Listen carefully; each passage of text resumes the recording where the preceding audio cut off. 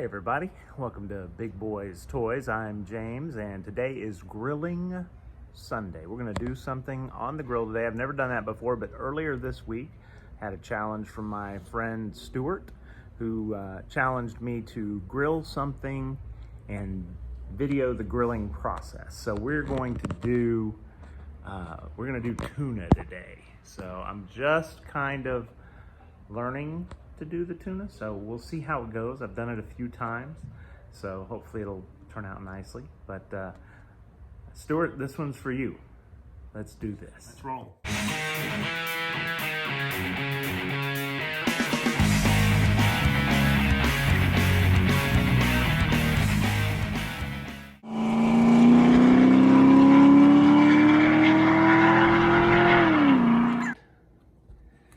All right, so here's the tuna that I use.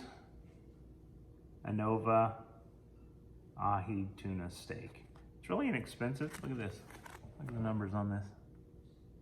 Pretty cool. And then here's the ingredients I use for marinating. Marinating is not even really the right word. Marinating implies that you're gonna leave it in the liquid for a while, and that's not the way I do it.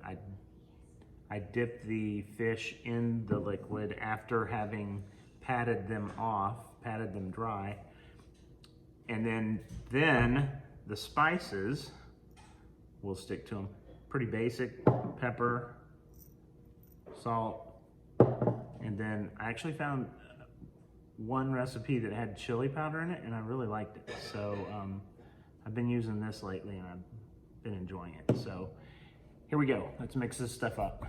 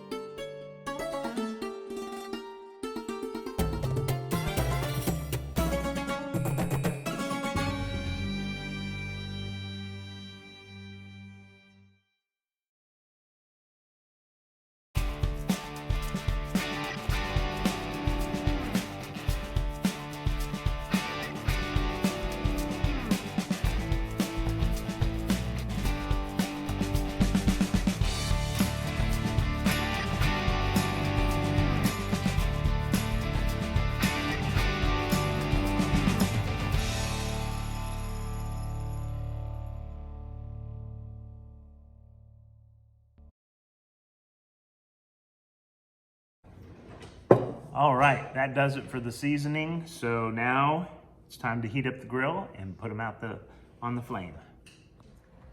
So now we're outside at the grill. I get the grill good and hot. I cook with propane instead of charcoal or anything like that. It's just quicker, easier for me. And so that's my preference, but do whatever you like. It does need to be hot so you can sear the fish quickly. Now, my wife likes her fish really well done, and I don't like mine particularly as raw as most people eat their tuna, so I do tend to cook my tuna a little bit longer than most will, but that's just to taste.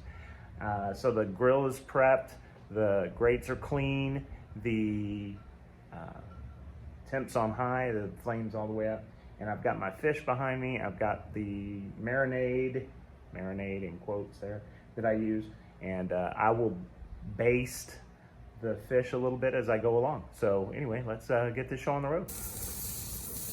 Just put them on the grill. You can hear them sizzle. And you can watch from the bottom, you'll see the white line as they cook move up towards the middle of the steak. I usually leave them on one side for about a minute or so, minute to 2 minutes sometimes even, and then flip them over and then do a little bit of the basting. Just use a little spoon. I need to get me a basting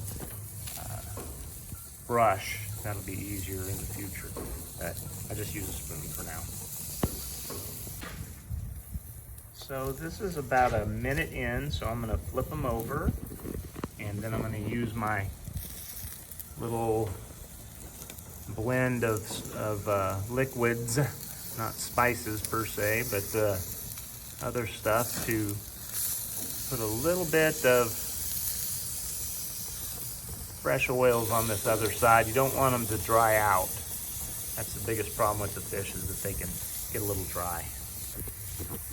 Now you can see that I've added a little bit of the oil right on top, and I'll just let that sit as the other side cooks for a couple of minutes, and we'll flip them again.